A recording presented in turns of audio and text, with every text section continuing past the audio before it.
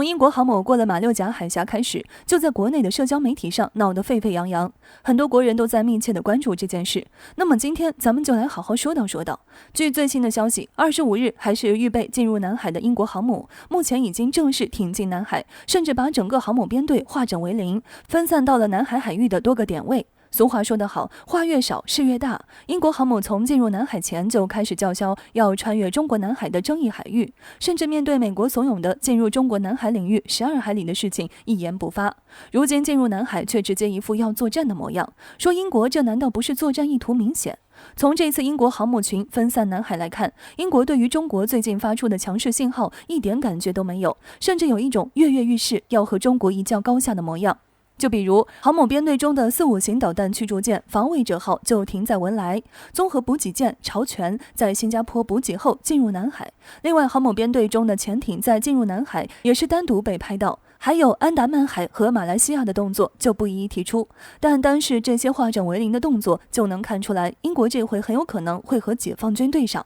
有分析人士表示，英国这回来的并不简单。按照英国的计划，到了下个月，英国航母群才会前往韩国，与韩国进行军事演习。所以这一个月，英国航母会在南海做些什么呢？答案很简单，彰显自己的存在感。比如挑衅一下解放军，冲一波西沙，或者其他南海岛礁的12海里等等。值得一提的是，在英国航母来之前，广东海事局就发布了2条解放军在南海进行军事训练需要进航的消息，时间跨度正好是从26号到28号、27号到29号，所以英国航母这么凑巧的就正好的出现在南海，还化整为零的出现在南海多个点位，就说没情况，你信吗？解放军南海练兵严阵以待，英航母到了南海却化整为零，这中间英国打的终归不是好主意。所以就有国人对此表示，中国必须准备好打狗棒，好好陪英国练练。不过也有国人提醒了一句，英国海军或许实力够呛，但是中国依然必须提高警惕，最好能够一举杀鸡儆猴。为何会有人这么说呢？这就要说到英国在进入南海前是有和印度进行军演的。当时就有印度专家表示，印度应该放弃在陆地上针对中国，转而从海上遏制中国，而追究其原因也不过是英国航母打击群要进入南海，所以如今中国必须要找一只鸡杀一杀了。菲律宾我们知道，东南亚的国家因为地理位置原因被美国多番拉拢，就是希望菲律宾走上反华一线。不过菲律宾倒是十分有意思，对美国是一张脸，对中国又是另一张脸了。而最近几次和美国勾勾缠缠的菲律宾总统杜特尔特却公开撂话，不能和中国开战。7月26日，菲律宾的现任总统杜特尔特公开发表了自己任期内的最后一次国情咨文。而在谈到如今南海问题时，杜特尔特再一次重申菲律宾不能和中国开战，甚至可以说这一次重申这句话。杜特尔特真的是声嘶力竭，试图最后一次给继任者提示禁区。杜特尔特表示，菲律宾和中国在南海问题上有一些不同的意见，但是这只能通过谈判去解决，永远不能试图动用武力。因为当菲律宾的战机刚刚起飞的时候，中国的导弹就已经到了菲律宾的领土上，而且最重要的是，一旦到了这个时候，美国根本就不会帮助菲律宾。如今南海局势风云诡谲，菲律宾正处在风暴的周边，很有可能会一不小心就被卷进来。之前杜特尔特也公开说过，一旦南海发生战争，菲律宾必然会被迫卷入其中，所以他之前就强调中美都不愿意发生战争，菲律宾也不愿意。结果这回英国航母却屁颠屁颠的跑来了，到了南海还不和大部队一起行动，反而直接散开各个点位，再加上解放军有各种军事训练不断，着实令人有一种风雨欲来的感觉。对此，杜特尔特的这一次的说辞更为严重，用了一个充满血腥的句子：如果我们现在去和中国打仗，5分钟中国的导弹就会过来，那必将会是一场屠杀。值得一提的是，为什么这一次是杜特尔特给继任者的最后一次提示？其实这就要说到之前，如今菲律宾即将到来的换届了，这可就是杜特尔特的一道门槛，想过去非常困难，因为他不亲美。而美国在菲律宾的影响力又很深，像是菲律宾的国防部长这样级别的高官都是亲美的典型代表，所以一个不亲美的菲律宾总统，美国还会留着吗？这也就是为什么这会是杜特尔特的最后一次发出警告了，其实就是在警告后面接任总统职位的继任者一个提示，禁区里的东西最好不要碰。那么到这里问题就来了，如果让美国操控菲律宾换届成功，菲律宾的下一任总统成为了亲美分子，这对南海的局势会发生什么变化？想来说到这里，大多数人都应该清楚了，菲律宾算是东南亚一个比较强大的国家了，如果连菲律宾都倒戈了，南海必然会更加危险。7月26日，菲律宾总统杜特尔特在任期内发表的最后一次国情咨文。据菲律宾媒体报道，在谈及南海问题时，杜特尔特表示，他无法强迫中国承认有利于菲律宾的裁决。中国从未参与这场仲裁，换句话来说，根本就没有仲裁，因为只有菲律宾一方。我不想侮辱那些逼我做超出我能力范围之事的人。杜特尔特强调，他永远不会下令军队对中国开战。一直以来，菲律宾和中国在南海问题上存在一些争端，但在杜特尔特上台后，其主张以对话的方式解决南海问题，应推行对华友好的政策。也正因如此，在杜特尔特任职期间，中菲关系积极向好，菲律宾民众对中国的印象也愈加正面，中菲关系得到改善。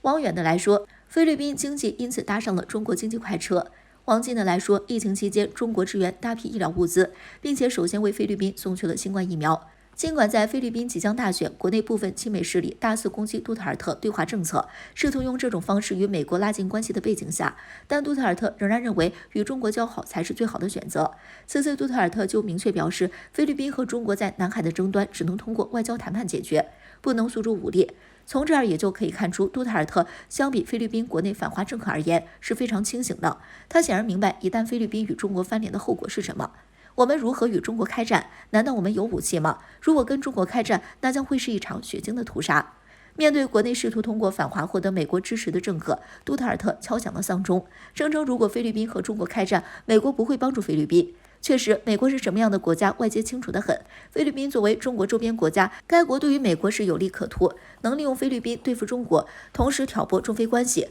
可倘若中菲真的爆发冲突，美国断然不可能损失自身利益，帮助菲律宾。所谓的盟友，在美国眼里不过就是棋子。杜特尔特如此直白，一度公然拆穿美国的阴谋，现在的拜登怕是坐不住了。杜特尔特这一记重击正好敲在痛点上，让拜登哑口无言的同时，也让其害怕担心的事情会发生。一旦杜特尔特这番话让菲律宾国内反华政客醒悟，美国企图在亚太对中国形成围堵的计划就会少个缺口。更严重的是，有了第一个醒悟过来的国家，难保不会有第二个、第三个，甚至更多。随着时间的推移，中国发展速度本就越来越快，这么下去都不用解放军动手，美国企图围堵中国的计划就会在无形之中自动破灭。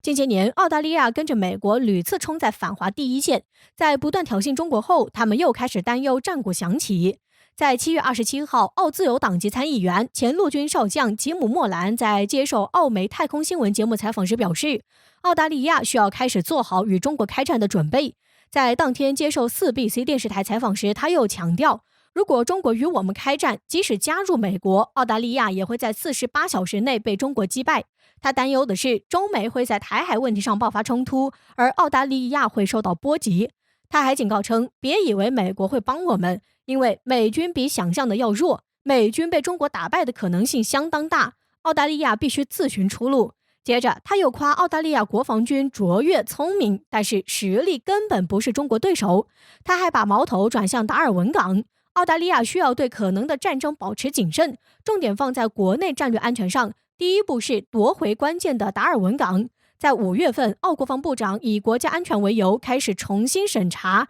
中国的蓝桥集团租借澳达尔文港99年的协议，考虑是否强制让中企放弃租赁权。这是商业协议，澳大利亚必须付出经济代价。而莫兰用夺回这个词，难道是想毁约又不赔钱？事实上，澳大利亚不断跟着美国挑战中国底线，遭到中国反制后，澳部分政客开始频繁炒作战争议题。4月，澳大利亚内政部秘书佩祖罗甚至妄言，全球战鼓正在敲响，澳大利亚需要为冲突做准备，而一些民众也被忽悠瘸了。前不久，澳智库澳大利亚研究所民调显示，超过42%的澳大利亚人认为不久后与中国开战，还有38%的民众支持武力介入台海局势。分析称，即使没有任何地缘冲突，澳大利亚却几乎参与了现代多场战争，而且都是跟着西方恃强凌弱，从未有战火烧到本土。所以，很多澳大利亚人根本不知道战争的代价，也不知道与中国战争的后果有多可怕。